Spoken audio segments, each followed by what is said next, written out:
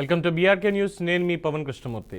Breaking సమాచారం చూస్తున్నాం. Formula ఈ కార్ రేస్లో ఇవాళ కీలక పరిణామం చోటు చేసుకుంది. ఫార్ములా ఈ కార్ రేస్లో నేడు ఏసీబీ కార్యాలయంలో విచారణకు హాజరు కానున్నారు మాజీ మంత్రి కేటీఆర్. ఇందులో భాగంగానే కాసేపట్లో ఏసీబీ ఆఫీస్కు మాజీ మంత్రి కేటీఆర్ వెళ్లనున్నారు. రాయదుర్గంలోని ఓరియన్ విలాస్ నుంచి ఏసీబీ ఆఫీస్కి బయలుదేరినట్టుగా తెలుస్తోంది. నందినగర్ ఇంటికి వెళ్లారు. అక్కడ కుటుంబ సభ్యులను కలిసి అనంతరం ఏసీబీ ఆఫీస్కి బయలుదేరతారు. అయితే ఏసీబీ విచారణకి కేటీఆర్ హాజరవుతున్న నేపథ్యంలో బీఆర్ఎస్ నేతల ముందస్తు అరెస్టు ప్రక్రియ కొనసాగుతోంది. అటు తెలంగాణ రాష్ట్ర వ్యాప్తంగా బందోబస్తు చర్యలకు సిద్ధమవుతున్నారు రాష్ట్ర పోలీసులు.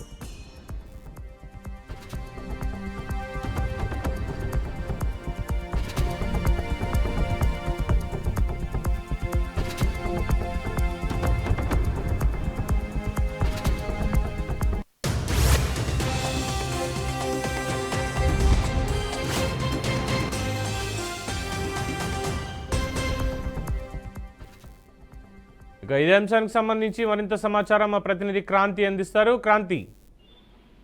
రైట్ పవన్, ఏదైతే ఫార్ములా ఈ రేస్ కేసులో చూసుకున్నట్లయితే దీంట్లో లావాదేవీలు కావచ్చు, లేదంటే దీనికి సంబంధించిన ఫండింగ్ విషయంలో మాత్రం ఇప్పటికే ఏసీబీ కావచ్చు, ఈడీ దూకుడు పెంచిందని తెలుసుకున్నాం. అయితే ప్రస్తుతం ఈ రోజు ఏసీబీ అధికారుల ముందు కూడా కేటీఆర్ హాజరు కానున్న సందర్భంగా చూసుకున్నా కూడా ఉదయం నుంచి ఇటు బీఆర్ఎస్ నాయకులను కూడా హౌస్ అరెస్ట్ చేస్తున్న విషయం కూడా తెలిసిందే. ఎందుకంటే పాడి కౌశిక్ కావచ్చు, లేదంటే ఇతర నాయకులు బీఆర్ఎస్ నాయకులు కూడా కొంత గందరగోళం చేసే అవకాశం ఉంది కాబట్టి ముందస్తుగానే వీళ్ళని హౌస్ అరెస్ట్ చేయడం జరిగింది. అయితే దీంతో మరి ఈ రోజు చూసుకున్నట్లయితే ఈ విచారణ ఈ 50 కోట్లకు పైగా ఉన్న జియో ఏదైతే పాస్ చేశారో గతంలో మున్సిపల్ మినిస్టర్ గా పనిచేసిన కేటీఆర్ దాని గురించి అంటే ఆ విదేశాలకు పంపించిన ఫండింగ్ కి సంబంధించిన దానిపై కూడా ఈ రోజు పూర్తిగా ఏసీబీ అధికారులు కూడా దీనిపై ఆరా తీస్తున్నట్టుగా కూడా తెలుస్తుంది. అయితే మరికొన్ని బ్యాంక్స్ స్టేట్మెంట్లకు సంబంధించింది కూడా ప్రశ్నించే అవకాశం అయితే కనిపిస్తుందని కూడా చెప్పుకోవచ్చు. అయితే మరి దీనికి ముందే కేటీఆర్ కూడా అతని లీగల్ టీమ్ తో కూడా డిస్కషన్ చేసి మరి హాజరవుతారా ఏంది అని కొంత ఉత్సాహంగా సందిగ్ధంగానే ఉందని కూడా చెప్పుకోవచ్చు పవన్. అయితే దీనికి సంబంధించి అరవింద్ కావచ్చు, లేదంటే బిఎల్ఎన్ రెడ్డి కావచ్చు, మేము ప్రస్తుతానికి విచారణకి రాలేము అంటూ కూడా కోరడం జరిగింది ఈడీ అలాగే ఏసీబీ వాళ్ళకి. బట్ కేటీఆర్ని ఇవాళ పిలిపించిన రేపు ఈడీ కూడా పిలిపిస్తోంది అన్న సమాచారం ఉంది. మరి ఈరోజు అరెస్ట్ ఏమైనా జరిగేటువంటి అవకాశం ఉందా? రైట్ పవన్, ప్రస్తుతం ఎందుకనంటే ఇప్పటికీ వాళ్ళు బేలిన సత్యనారాయణ కావచ్చు, లేదు అని అంటే అరవింద్ కావచ్చు, ఇప్పటికే వాళ్ళు 15 రోజులు 3 వారాలు గడువు అడగగా మాత్రం వారం రోజులు గడువు ఇచ్చిన విషయం తెలిసిందే. అయితే దీంట్లో కేటీఆర్ కి సంబంధించి ఎందుకంటే కేటీఆర్ విచారణ కావచ్చు, లేదంటే ఇతర వాళ్ళ అరవింద్ వాళ్ళది కూడా విచారణ తర్వాత అరెస్ట్ చేసే అవకాశం కనిపిస్తుంది. ఎందుకనంటే అప్పుడు ఉన్న బీఆర్ఎస్ నాయకత్వంలో వహించిన మినిస్టర్ కేటీఆర్ అప్పుడు ఏ విధంగా చేశారు, దీన్ని ఫండింగ్ రిలీజ్ కి సంబంధించి ఎందుకంటే గతంలో కూడా చూసుకున్నా కూడా కేటీఆర్ దీనిపై స్పందించడం జరిగింది. ఈ ఫార్ములా ఈ రేస్ కి సంబంధించి జియో ఆర్డర్ పాస్ చేయాలంటూ కూడా చెప్పింది నేనే అని కూడా చెప్పడం జరిగింది. అయితే దీనిపై పూర్తి విచారణ ఎందుకంటే ముగ్గురిని విచారించిన తర్వాత అరెస్ట్ చేసే అవకాశం కనిపించవచ్చు అని కూడా చెప్పుకోవచ్చు పవన్. అయితే ఇంకొక మీమ్ కూడా సోషల్ మీడియాలో నడుస్తుంది. 6వ తారీఖే అప్పట్లో ఈ రేస్కి సంబంధించి ఏదో ప్రకటన చేశారు. ఇప్పుడు అరెస్ట్ కూడా 6వ తారీఖే జరగబోతోంది అంటూ సోషల్ మీడియాలో చర్చ కూడా జరుగుతోంది. మరి దానికి ఏమైనా చెప్పే అవకాశం ఉందా? రైట్ పవన్, అంటే ఇప్పటి వరకు ఏసీబీ కావచ్చు, ఈడీ కావచ్చు, అంటే వీళ్ళు తీసుకున్న ఆధారాలను బట్టి కూడా ఎందుకంటే విచారణ కొనసాగిన తర్వాత దీంట్లో ఒకవేళ వీలైతే మాత్రం ఈ రోజు సాయంత్రం లోపు ఈ విచారణలో కేటీఆర్ సహకరించకపోయినా కూడా చేసే అవకాశం అయితే ఉండొచ్చు అని కూడా చెప్పుకోవచ్చు పవన్. అయితే ఇక్కడ ఎవరైతే దీంట్లో స్పాన్సర్షిప్ ఇస్తామని చెప్పి ముందుకొచ్చారో అప్పట్లో గ్రీన్ కో అనేటువంటి వాళ్ళు రేసు నిర్వహణకి ముందే ఎలక్ట్రల్ బాండ్ రూపంలో 41 కోట్ల రూపాయలు గ్రీన్ కో వీళ్ళకి చెల్లించింది బీఆర్ఎస్కి. ఆ తర్వాతే దీనికి సంబంధించిన రేస్ నిర్వహణ గ్రీన్ కోకి ఇచ్చారు అంటూ కూడా ఆరోపణ ప్రభుత్వం నుంచి వస్తుంది. ఎంతవరకు వాస్తవం?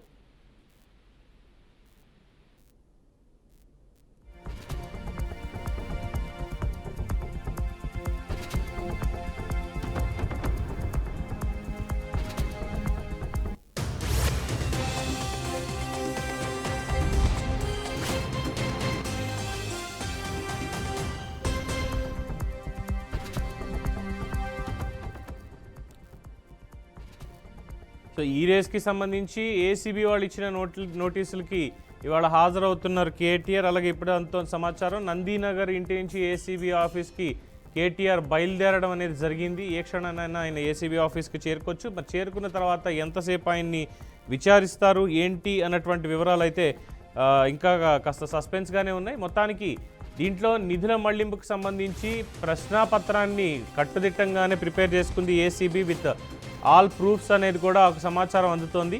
అందులో కేటీఆర్ ఇచ్చేటువంటి స్టేట్మెంట్ రికార్డ్ చేస్తారు. రికార్డ్ చేసిన తర్వాతే అరెస్టా లేదు మళ్ళీ ఏమన్నా తదుపరి విచారణ ఉంటుందా అనేది కూడా తెలుసుకోవాల్సినటువంటి అవసరం ఉంది. అలాగే గతంలోనే చెప్పారు, అధికారికి నేనే చెప్పాను బ్రాండ్ హైదరాబాద్ అనేటువంటి దానికోసం ఆ రోజు మేము ఈవెంట్ చేయడం జరిగింది, దానికి పేమెంట్ ఇలా చేయాలి అన్నప్పుడు క్షమించాలి ఇండియన్ ఓవర్సీస్ బ్యాంక్ ఏదైతే ఉందో దాని అకౌంట్ నుంచి వాళ్ళ పంపించడం జరిగింది వీళ్ళకి అని కూడా చెప్పారు. తర్వాత కాంట్రాక్ట్ బ్రీచ్ చేశారు కాబట్టి అంటూ ప్రెస్ మీట్ పెట్టి రేవంత్ రెడ్డి మీద చాలా మాట్లాడారు కేటీఆర్ అనేది కూడా అప్పుడు చూసాం ప్రెస్ మీట్లో. సో మొత్తానికి ఈ ఆర్బీఐ గైడ్లైన్స్ కావచ్చు, ఇతరత్ర ఉన్నటువంటి అంశాల మీద కావచ్చు, టెక్నికల్గా ఏసీబీ ప్రశ్నాపత్రం ఉంది అనేది కూడా తెలుస్తున్నటువంటి అంశం. మరి దీనికి సంబంధించి ఏ సమాధానాలు ఇస్తారు, సమాధానాలు సంతృప్తిగా ఉంటాయా, లేదు కేటీఆర్ నిజంగానే ఇందులో ఏమైనా స్కామ్ చేశారా అన్నటువంటి విషయాలు ఏసీబీ బయట పెట్టాలి. అట్ ద సేమ్ టైం ఇందులో కాంగ్రెస్ పార్టీ కూడా ఆరోపణలు చేస్తోంది. ఎందుకు ఏంటి అని చూస్తే క్విడ్ ప్రోకో కూడా ఉంది దీంట్లో, మీకిది మాకిది అన్నట్టుగానే ఇదంతా జరిగింది. ఇందులో ఎవరైతే ప్రమోటర్ ఉన్నారో గ్రీన్కో, ఈ రేస్ నిర్వహణకు సంబంధించి నిర్వహణ కంపెనీ గ్రీన్కో ఏదైతే ఉందో వాళ్ళు 41 కోట్ల రూపాయలు ఈ రేసు నిర్వహణకి ముందే ఎలక్టరల్ బాండ్ల రూపంలో బీఆర్ఎస్ పార్టీకి చెల్లించారు అన్నటువంటిది కూడా స్పష్టంగా చెప్తున్నారు. మనం చూసాం ఆల్రెడీ సుప్రీంకోర్టు గైడ్లైన్స్ తోటి వాళ్ళ ఆదేశాలతోటి ఆర్బీఐ కావచ్చు లేదంటే సెంట్రల్ గవర్నమెంట్ కావచ్చు ఎలాగ ఈ ఎలక్టరల్ బాండ్స్ అనేవి ఉన్నాయో ఎన్నికల కమిషన్ వాళ్ళు కూడా బయట పెట్టడం జరిగింది. ఏ పార్టీకి ఎన్ని నిధులు వచ్చాయని, అందులో బీఆర్ఎస్కి ఎవరెవరు ఇచ్చారని చూసినప్పుడు గతంలో కొంతమంది కాంట్రాక్టర్లు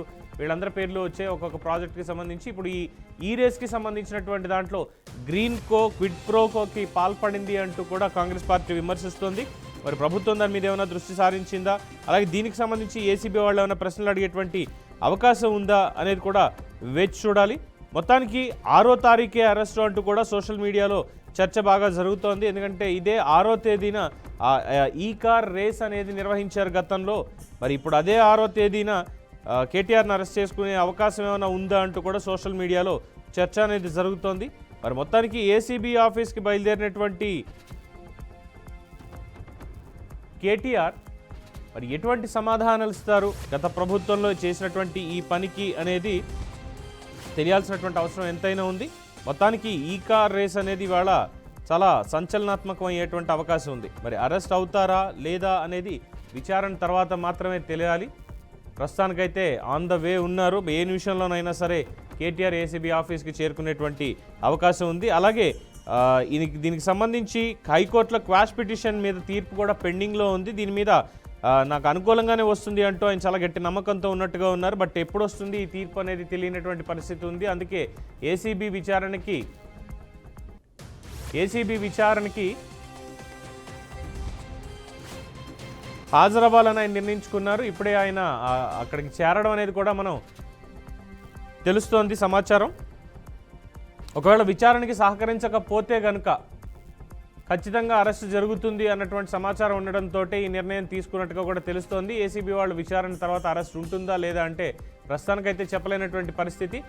విచారణ పూర్తిగా కొనసాగేటువంటి అవకాశం ఉంది. ఈరోజు అరెస్టు ఉండొచ్చు, ఉండకపోవచ్చు అన్నటువంటిదే చెప్తున్నారు. అరెస్ట్ అయితే మాత్రం సంచలనం అని చెప్పాలి. ఇప్పటికే బీఆర్ఎస్ నేతల హౌస్ అరెస్టులు ఇవన్నీ కూడా కొనసాగుతున్నాయి. కేటీఆర్ని అరెస్ట్ చేస్తారు అన్నటువంటి వార్తలు వస్తున్న నేపథ్యంలో ప్రతి ఒక్కళ్ళు కూడా కేటీఆర్కి మద్దతుగా బయటికి వచ్చేటువంటి పని పెట్టుకున్నారు. ఇప్పటికే పాడి కౌశిక్ రెడ్డి కావచ్చు, ఇతరత్ర ఉన్నటువంటి నేతలు కావచ్చు పోలీసులు హౌస్ అరెస్ట్ చేస్తున్నారు ఎక్కడికక్కడ. అలాగే రాష్ట్ర వ్యాప్తంగా ఉన్నటువంటి బీఆర్ఎస్ శ్రేణులు కూడా ధర్నాకి పిలుపునివ్వడంతో బలగాలను కూడా మోహరిస్తున్నారు. ఎక్కడికక్కడ రాష్ట్ర వ్యాప్తంగా బందోబస్తు అనేది ఏర్పాటు చేస్తున్నారు. పోలీస్ డిపార్ట్మెంట్ కూడా ఎక్కడికక్కడ చర్యలు తీసుకోవడం జరుగుతోంది.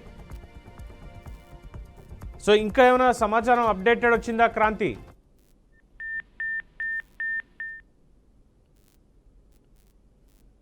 I think technical issue. So IAS Dana Kishore ఇచ్చినటువంటి స్టేట్మెంట్ ఆధారంగానే ఈ క్వశ్చన్స్ అడుగుతున్నారు అనేది తెలుస్తోంది. ఐపీసీ ప్రకారం కేసు నమోదు చేశారు, చట్ట ప్రకారమే ముందుకు వెళ్తున్నారు. సెక్షన్స్ 13(1)(a), 13/2, ఐపీసీ సెక్షన్ 409 ఇలా అనేక సెక్షన్లో పెట్టారు. మొత్తం బంజారా హిల్స్ ఏసీబీ ఆఫీస్కి కేటీఆర్ చేరుకున్నారని తెలుస్తోంది. విచారణ కాసేపట్లో మొదలవబోతోంది. ఆ ఫార్మాలిటీ అంతా కూడా తెలుస్తున్నటువంటి అంశం.